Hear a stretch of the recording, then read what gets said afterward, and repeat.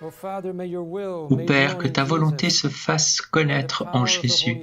Par la puissance du Saint-Esprit, viens régner en nous par Marie. Amen. Esprit Saint, Marie, notre Mère, unissez-nous à Jésus à chaque instant, afin qu'ensemble, nous puissions vivre au cœur de la Trinité, dans la volonté du Père. Au nom du Père et du Fils et du Saint-Esprit. Amen. Jésus disait à la foule, « Pour un peu de temps encore, la lumière est parmi vous. Marchez tant que vous avez la lumière, afin que les ténèbres ne vous envahissent pas. Celui qui marche dans les ténèbres ne sait pas où il va.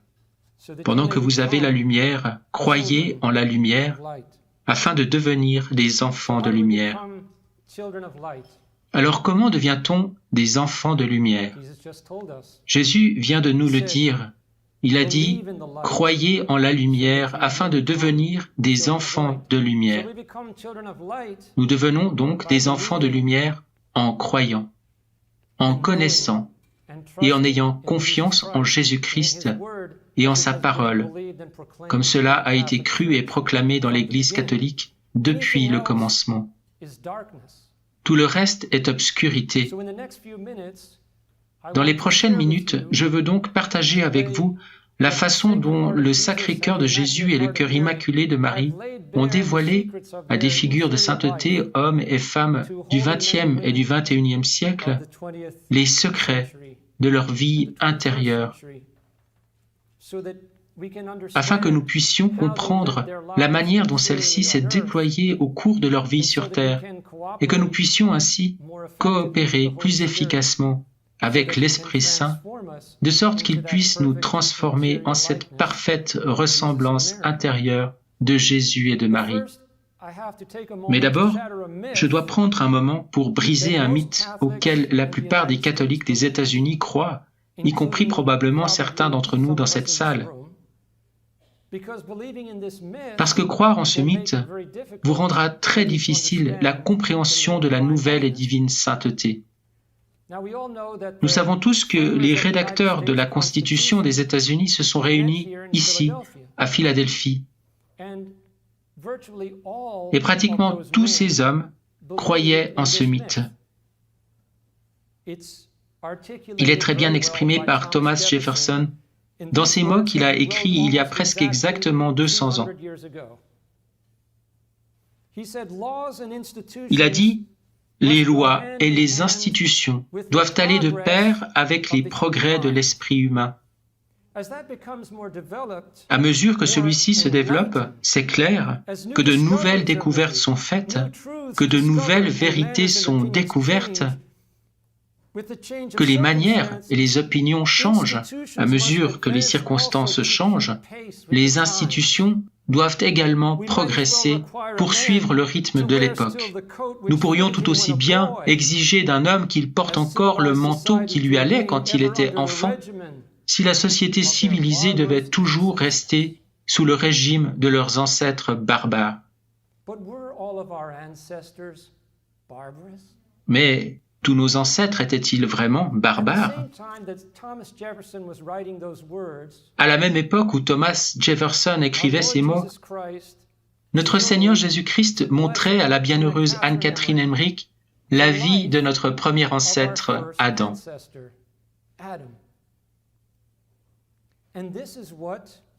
Et voilà ce qu'il lui a montré et ce qu'elle a vu.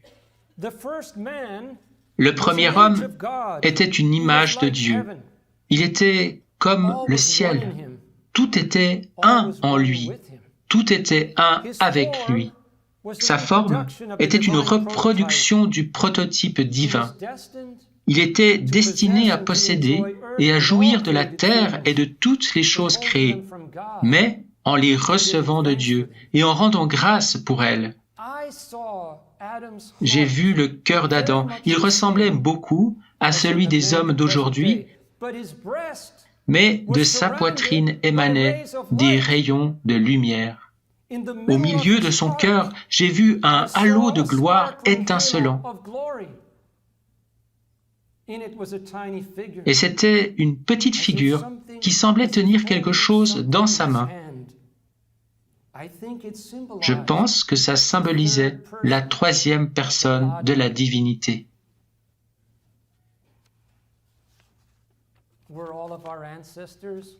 Nos ancêtres étaient-ils tous barbares?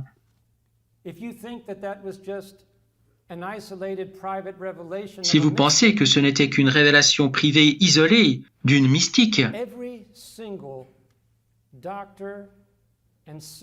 chaque docteur et saint de l'Église qui a eu des révélations privées approuvées par l'Église concernant l'état originel d'Adam le décrit exactement de la même manière.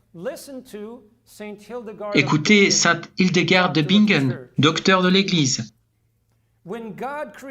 Lorsque Dieu a créé Adam, le rayonnement divin a entouré la substance argileuse dont il était formé.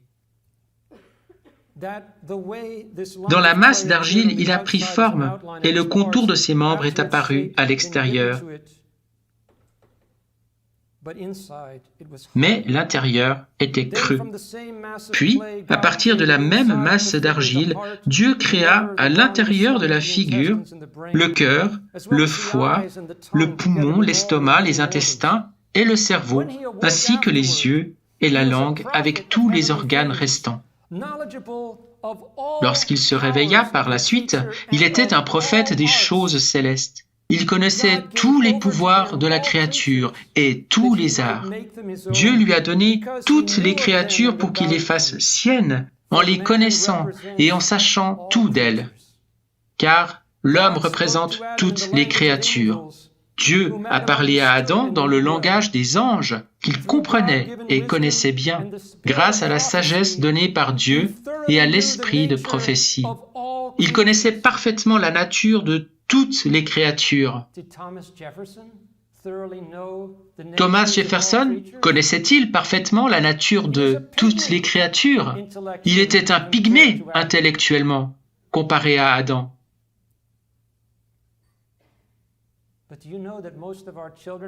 Mais savez-vous que la plupart de nos enfants et petits-enfants dans les écoles et universités catholiques apprennent qu'Adam n'a même pas existé en tant qu'individu? On leur apprend qu'Adam représente simplement l'homme qui a évolué à partir de primates sous-humains.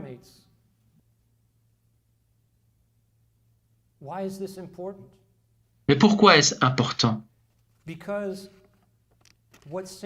Parce que ce que saint Paul dit aux Éphésiens dans le chapitre que Jeannette a lu tout à l'heure, c'est que Dieu restaure toutes choses dans le Christ. Il les restaure. Donc, ce que nous devons comprendre, c'est que le progrès est un mythe. Nous n'avons pas progressé depuis Adam et l'état originel de l'humanité.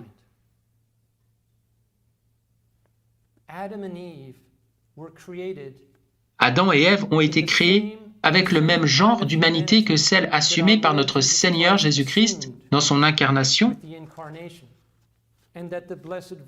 et celle que la Sainte Vierge a maintenue à chaque instant de sa vie. Nous n'avons donc pas progressé. Nous avons plutôt chuté de très haut et Dieu est venu nous rechercher afin de pouvoir restaurer ce qui a été perdu et le ramener ensuite à sa glorieuse perfection. Dieu ne travaille donc pas selon un processus évolutif, comme nous le dirait Teilhard de Chardin et les prophètes du Nouvel Âge.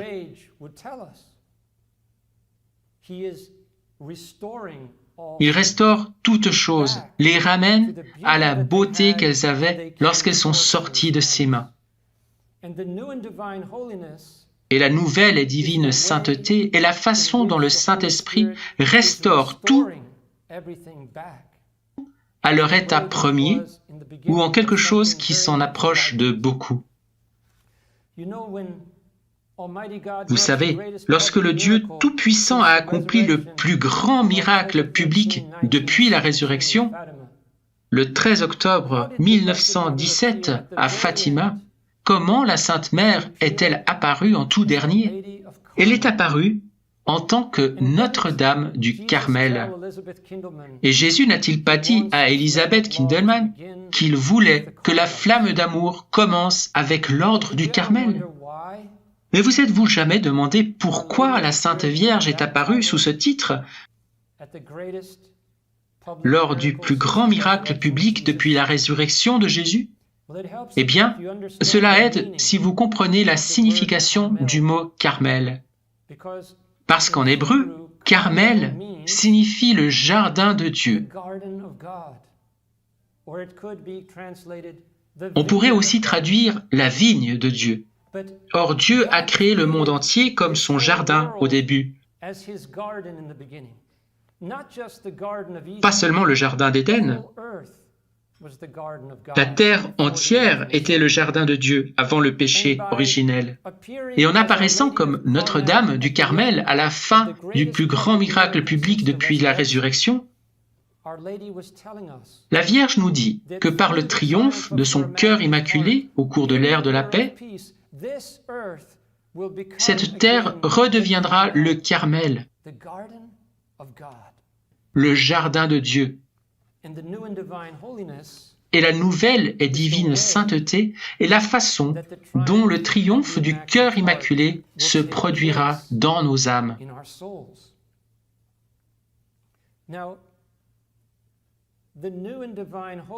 La nouvelle et divine sainteté est simplement une nouvelle et plus profonde compréhension de la sainteté divine dont Adam et Ève jouissaient avant la chute et que notre Seigneur Jésus-Christ et la Sainte Vierge Marie ont vécu parfaitement à chaque instant de leur vie sur terre. Et en ces temps de ténèbres, où la volonté de l'homme s'est exaltée et a tenté de détrôner Dieu et de le remplacer par l'homme,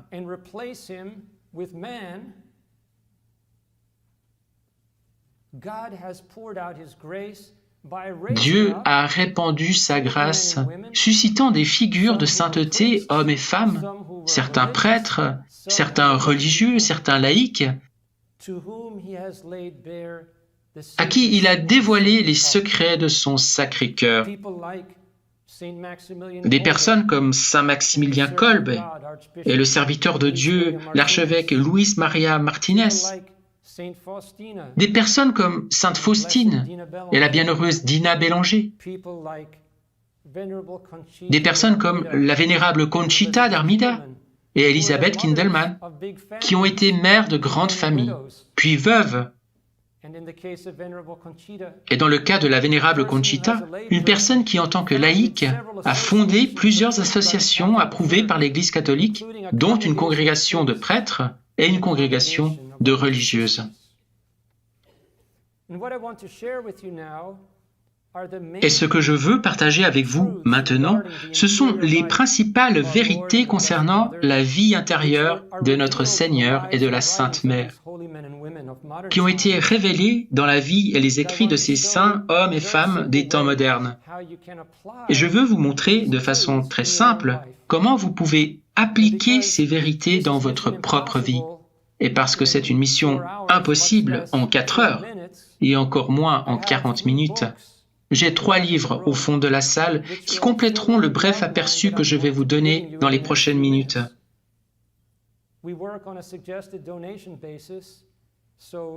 Nous fonctionnons sur la base de suggestions de dons.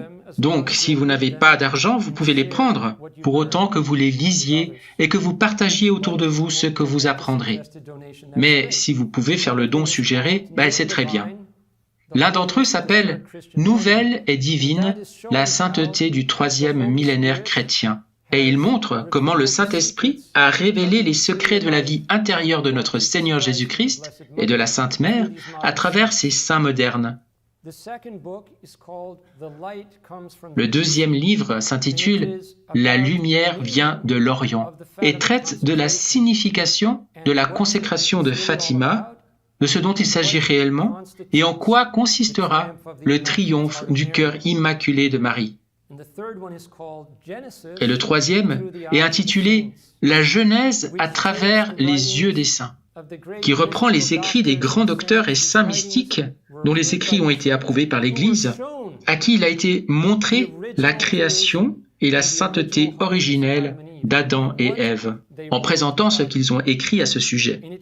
Et il met en contraste ces écrits qui sont en accord avec ce que tous les pères, docteurs, papes et conciles ont enseigné dans leurs enseignements faisant autorité, contraste avec tant d'idées modernes de personnes comme Teilhard de Chardin, idées qui sont entièrement contraires à ce que Dieu a réellement révélé sur la façon dont il a créé le monde et à ce que nos premiers parents étaient réellement.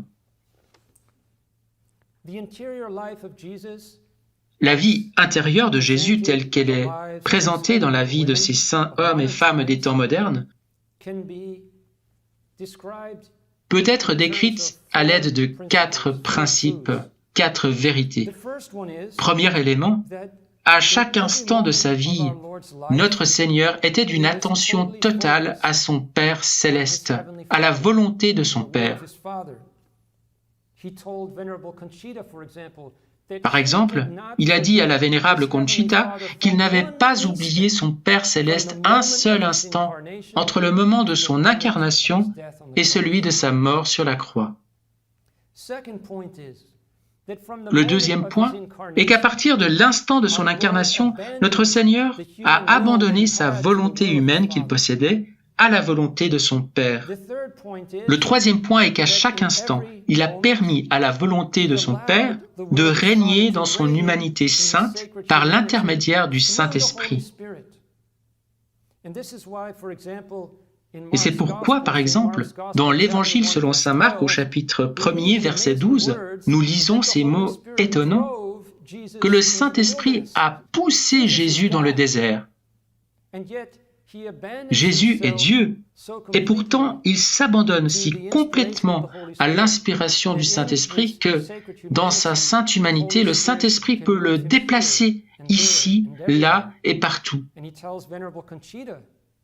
Et il dit à la vénérable Conchita que chaque pensée, chaque mot, chaque action, chaque mouvement qu'il a fait a été animé par le Saint-Esprit en lui.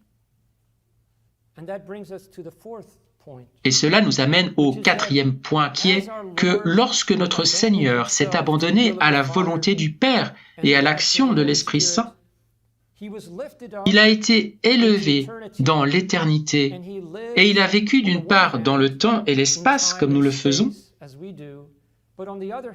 mais d'autre part dans l'éternité, et était donc présent à chaque créature passée, présente et future, à chaque moment de sa vie, à chaque moment de nos vies. Il a donc été capable de faire un acte parfait de réparation pour chacun de nos péchés. Pas un vague acte de réparation embrassant l'ensemble de l'humanité, mais un acte personnel de réparation pour chacun de nos péchés. Et en plus de cela, il a montré à ces saints hommes et femmes des temps modernes qu'il a ensuite également offert au Père, pour vous et pour moi, pour chaque âme, depuis le commencement jusqu'à la fin du monde, un acte d'amour parfait pour chaque instant de notre vie. Et chacun de ces actes d'amour parfait a été offert avec une triple intention.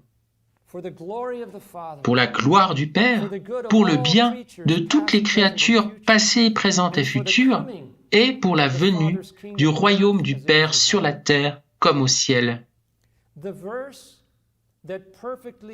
Le verset qui résume parfaitement ce dernier point se trouve dans la lettre aux Éphésiens, chapitre 2, verset 10, où saint Paul nous dit « Vous êtes le chef-d'œuvre de Dieu ». Le mot grec utilisé est « poema ».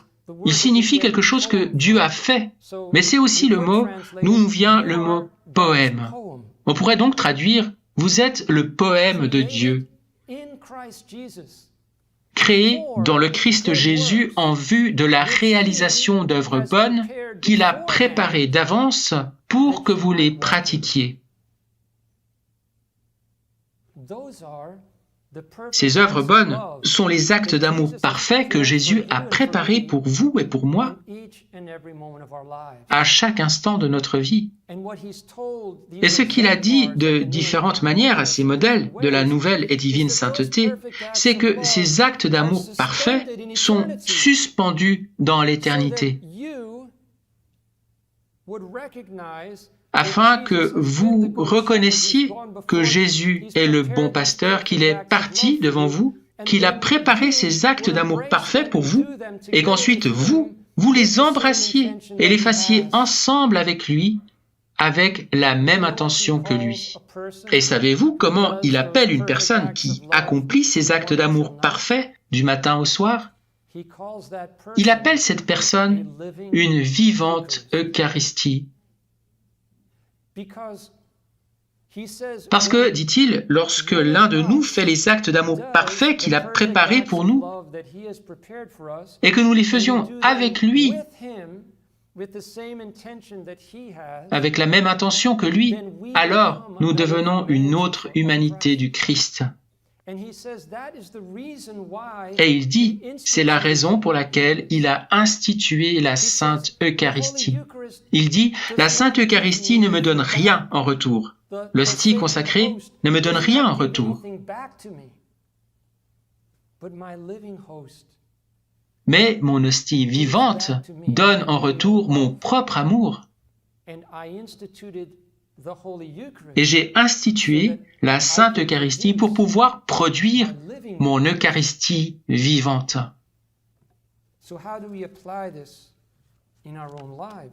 Alors, comment appliquer cela à notre propre vie?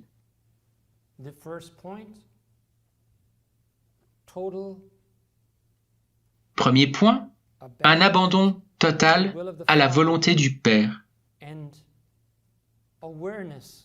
et une vigilance, une orientation de toute notre âme vers le Père céleste. Ce sont les points 1 et 2. Certaines personnes ont du mal à se tourner vers Dieu le Père parce que beaucoup d'entre nous n'avons pas eu la meilleure des relations avec notre propre Père. Je sais que Jeannette, dans son apostolat, aide beaucoup de gens à surmonter ce problème. Mais Jésus nous a aussi donné un moyen très simple de le surmonter, un moyen enfantin. Vous vous souvenez que lorsqu'on lui a demandé « Montre-nous le Père », il a répondu « Qui me voit, voit le Père ».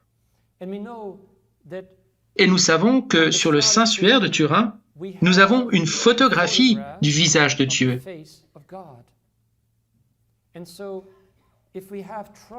Et donc, si nous avons des difficultés à nous mettre en rapport avec Dieu le Père, une chose très simple et enfantine que tout le monde peut faire, c'est de regarder le visage, la sainte face imprimée sur le Saint-Suaire de Turin et de parler à Dieu le Père, car Jésus, dans sa sainte humanité, est l'image parfaite de Dieu le Père, qui vous aime infiniment.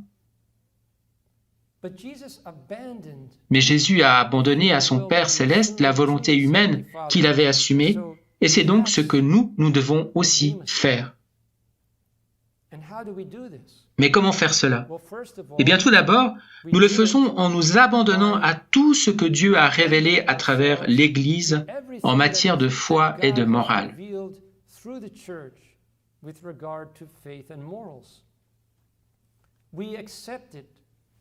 Nous l'acceptons complètement, sans aucune réserve, et nous le pratiquons aussi parfaitement que nous le pouvons par la grâce de Dieu. Mais en outre, nous devons remplir les devoirs de notre état de vie.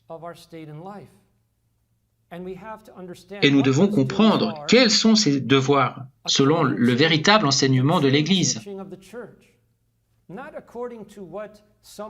Non pas en fonction de ce que quelqu'un peut enseigner au nom de l'Église, mais en fonction de l'enseignement véritable, défini et faisant autorité de l'Église. Laissez-moi vous donner un exemple de la difficulté et de l'importance de s'assurer que nous comprenons ce que l'Église enseigne avec autorité en matière de foi et de morale.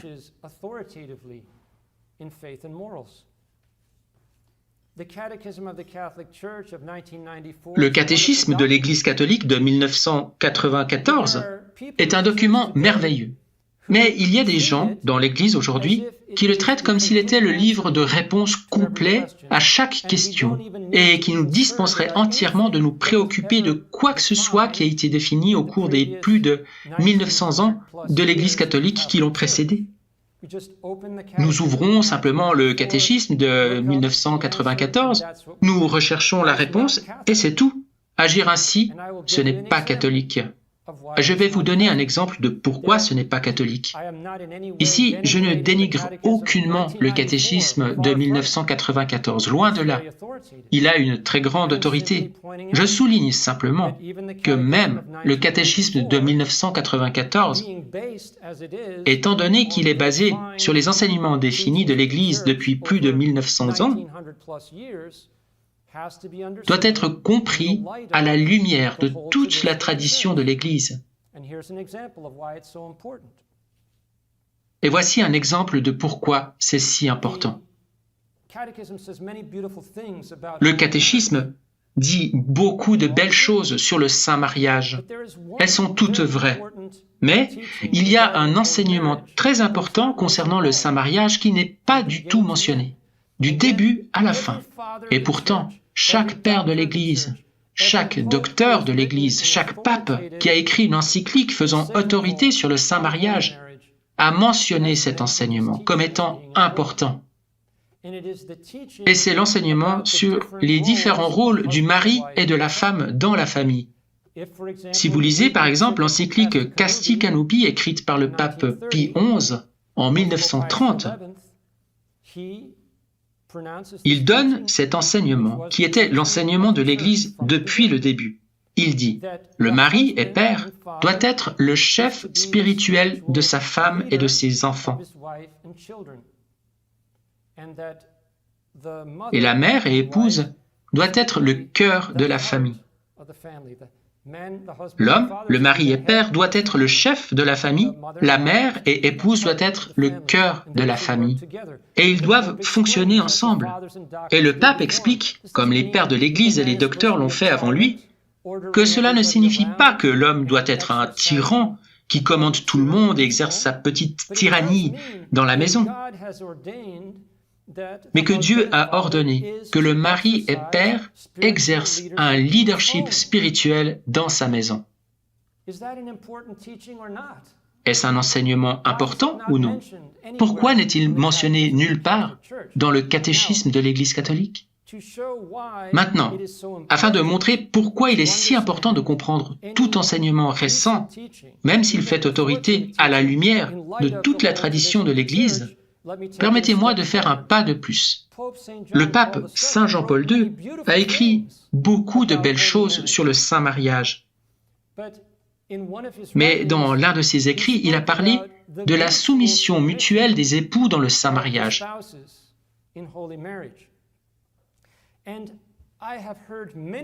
Et j'ai souvent entendu des gens enseigner comme si la soumission mutuelle avait pris le pas sur près de 2000 ans de tradition catholique.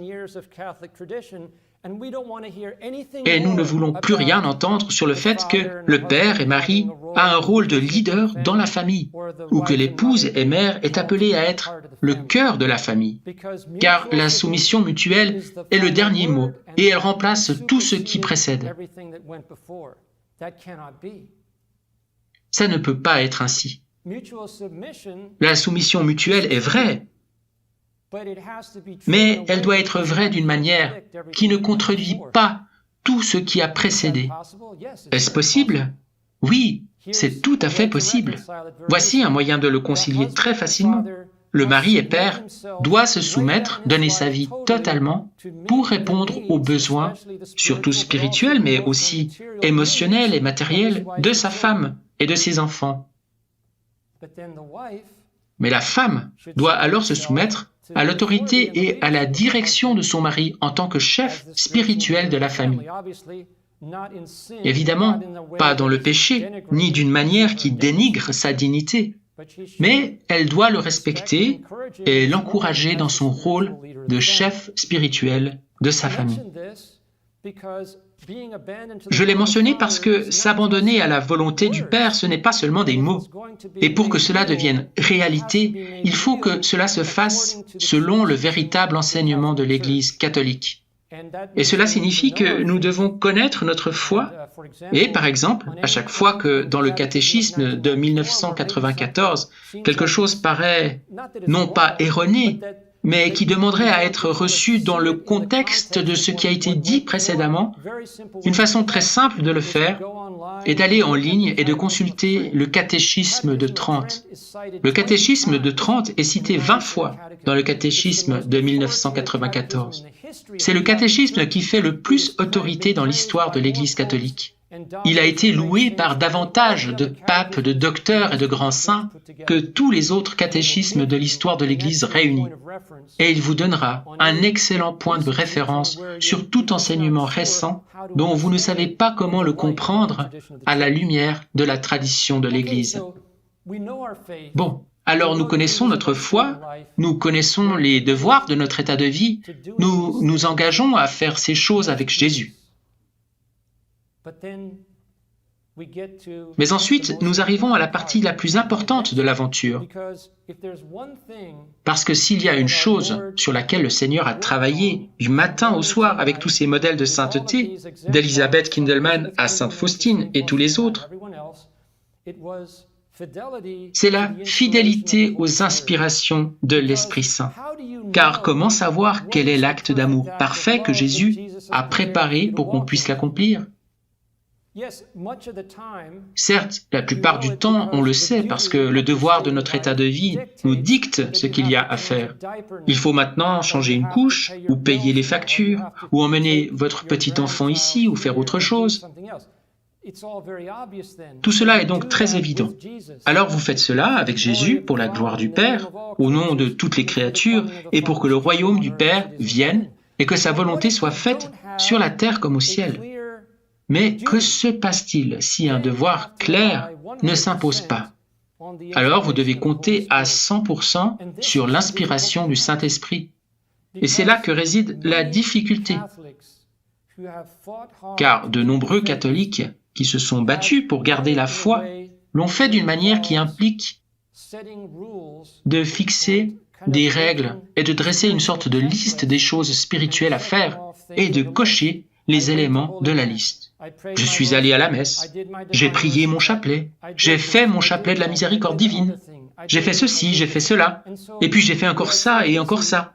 Et nous sommes tellement occupés à cocher les éléments de la liste que nous ne prenons même pas la peine d'écouter ce que le Saint-Esprit essaie de dire dans notre cœur. Mais toute la beauté de la vie de ces saints hommes et femmes est que finalement, ils en sont arrivés au point où du matin au soir, ils écoutaient, se mettaient à l'écoute et ils faisaient ce que le Saint-Esprit leur montrait qu'il fallait faire. Et c'est la chose la plus importante, je pense, que nous devons retenir de cette conférence, que nous demandions à la Sainte Mère de nous obtenir la grâce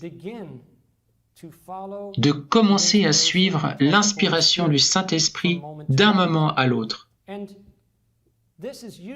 Et ce n'est généralement pas quelque chose qui nous oblige à recourir à notre confesseur ou à notre directeur spirituel, parce que la plupart des inspirations que nous recevons concernent de petites choses. Et donc, si la petite chose que l'Esprit Saint nous inspire ne contredit pas les devoirs de notre état de vie, alors nous devrions apprendre à le faire. Mais nous inventons 1001 excuses pour ne pas le faire. Par exemple, si nous sommes dans un avion quelque part et que nous sommes assis à côté de quelqu'un et que le Saint-Esprit nous inspire de tendre la main à cette personne d'une manière ou d'une autre, afin que nous puissions établir une forme de relation qui nous permettrait peut-être d'aider cette personne à faire un pas de plus vers Dieu, nous trouvons 1001 raisons de ne pas la déranger. Peut-être qu'elle sera ennuyée, peut-être que ceci, peut-être que cela.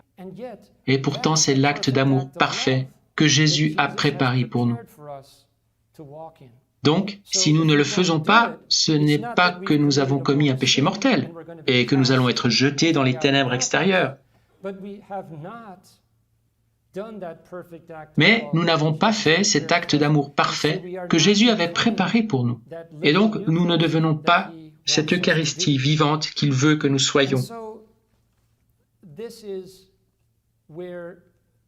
C'est donc sur ce point que nous devrions concentrer une partie de notre prière.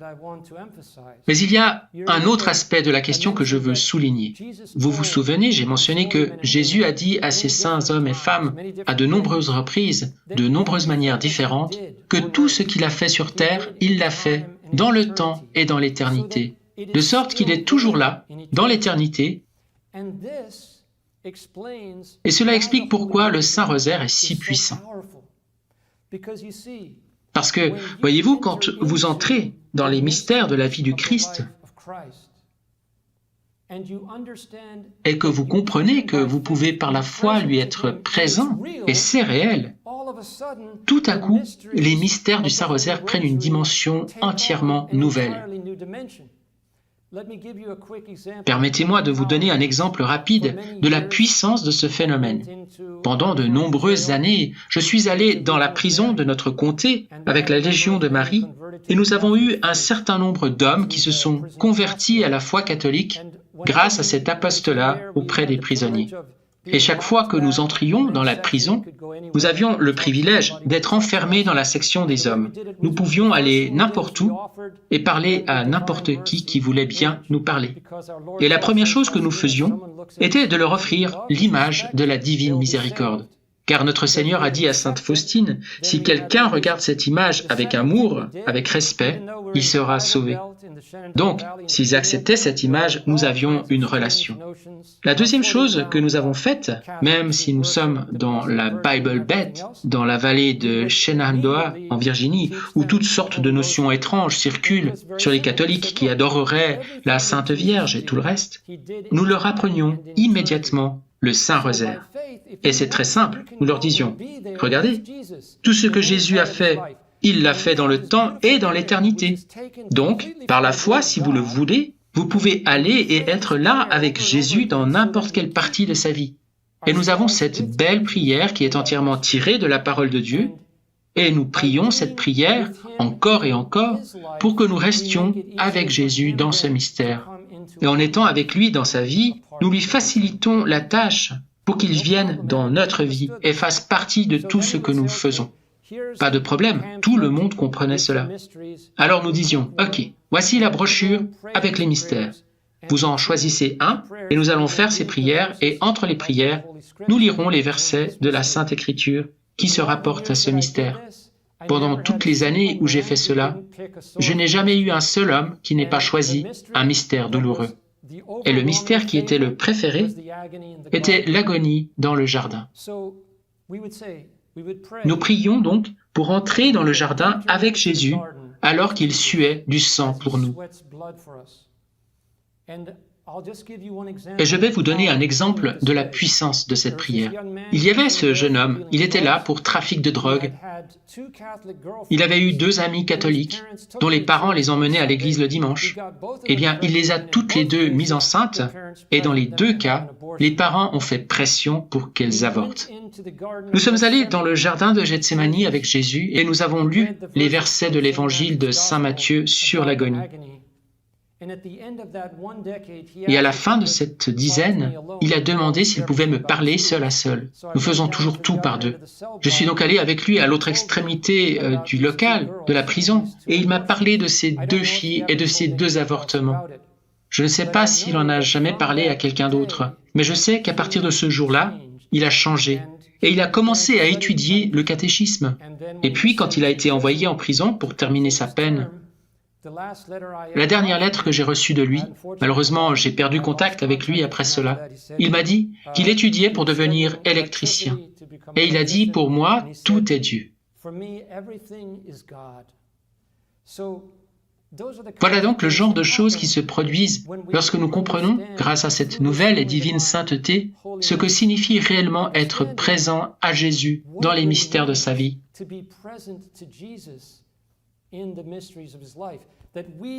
Que nous pouvons être là avec lui et que c'est réel dans n'importe quel mystère de sa vie, de son incarnation jusqu'à sa résurrection. Et c'est puissant. Et ensuite, cela nous aide à comprendre qu'il veut participer à notre vie de la même manière. Maintenant, les évangéliques protestants ont ces bracelets, vous savez, avec l'acronyme QFJ, que ferait Jésus? C'est beau, mais ce n'est pas la nouvelle et divine sainteté, parce que cela met Jésus à distance. Ainsi, certains de mes amis qui sont dans la salle ce soir, lorsque nous avions des conférences pour les enfants, nous leur fabriquions des bracelets qui disaient JQFN, Jésus, que ferons-nous?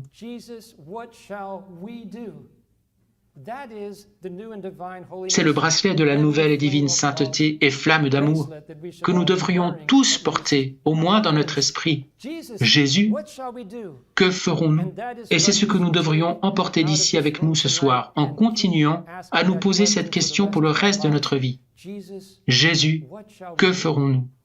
Et puis tout faire ainsi avec lui, avec la même intention qu'il a, c'est-à-dire pour la gloire du Père, pour le bien de toutes les âmes passées, présentes et futures, et pour la venue du royaume du Père sur la terre comme au ciel. Père, que ta volonté se fasse connaître en Jésus, par la puissance du Saint-Esprit, viens régner en nous par Marie. Amen. Esprit Saint, Marie notre Mère, unissez-nous à Jésus à chaque instant, afin qu'ensemble nous puissions vivre au cœur de la Trinité, dans la volonté du Père, au nom du Père et du Fils et du Saint-Esprit. Amen. Et que soient répandus les effets de grâce de votre flamme d'amour sur toute l'humanité. Amen.